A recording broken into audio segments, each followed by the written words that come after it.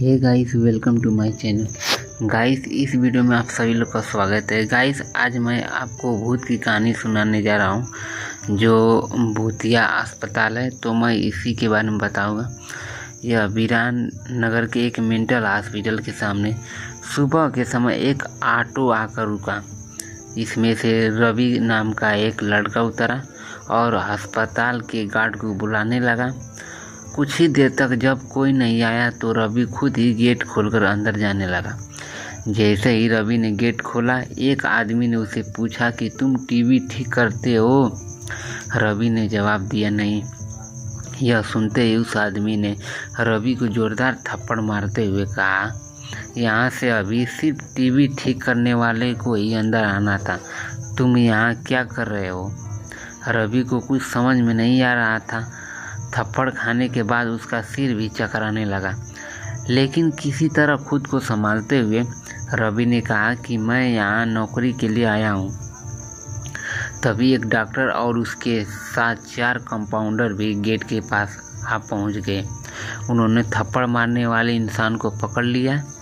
Doctor ने compounder से कहा कि जाओ, इसे ले जाकर ट्रीटमेंट की तैयारी करो, मैं जल्दी आता हूँ। कंपाउंडर की जाते ही पास खड़ा रवि डॉक्टर के पास गया और कहा कि आज इस अस्पताल में मेरा पहला दिन है। क्या आप मुझे बता सकते हैं कि डॉक्टर पाटिल कहाँ मिलेंगे? डॉक्टर ने जवाब देते हुए कहा कि मैं ही पाटिल हूँ।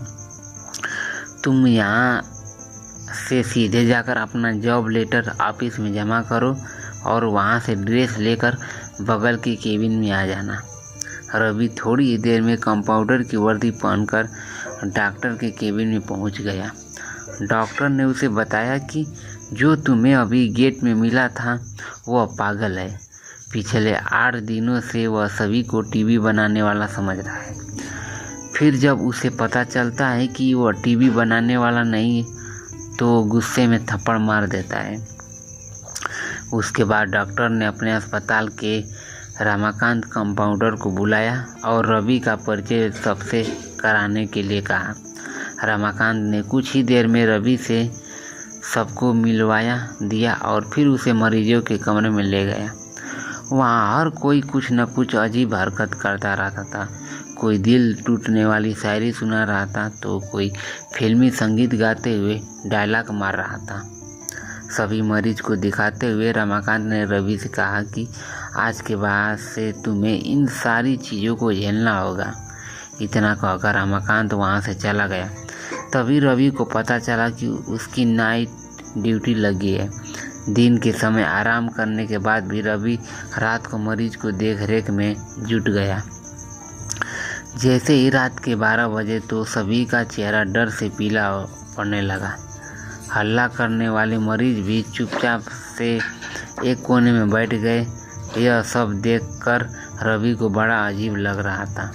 उस दिन नाइट ड्यूटी में मौजूद डॉक्टर से रवि ने पूछा कि आखिर यह सब क्या हो रहा है, सब लोग इतना डर क्यों रहे हैं? डॉक्टर ने जवाब दिया, इस अस्पताल में रात 12 बजे के बाद भूत घूमते हैं। वह सारे भूत इसी अस्पताल के पुराने मरीज हैं जिनकी इलाज के दौरान मौत हो गई थी। तुम संभाल कर रहना। रवि को भूते पर विश्वास बिल्कुल भी नहीं होता था। उसने डॉक्टर की बातों को हंसी में टाल दिया और अपना काम करने लगा। उसी रात रवि अकेले बाथरूम जा रहा था। तभी उसे लगा कि कोई उसके पीछे है। मुड़कर देखने पर कोई नहीं दिखा। कुछ ही देर के बाद उसे फिर ऐसा महसूस हुआ। रवि ने सोचा कि भूत की बात उसके दिमाग में घूम रही होगी, इसीलिए उसे वहम हो रहा है। बाथरूम करके जब रवि बाहर आ रहा था तो उसे शीशे में लिखा हुआ दिखा कि आज तुम पागल हो जाओगे। रवि को लगा कोई उसके साथ मजाक कर रहा है, इसीलिए उसने इस बात पर गौर नहीं किया और अपने काम में लग गया।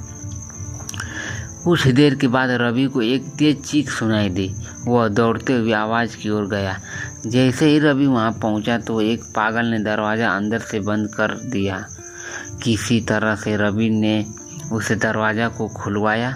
दरवाज़ा खोलते ही उस पागल ने रवि को हवा में उछाल कर गिरा दिया।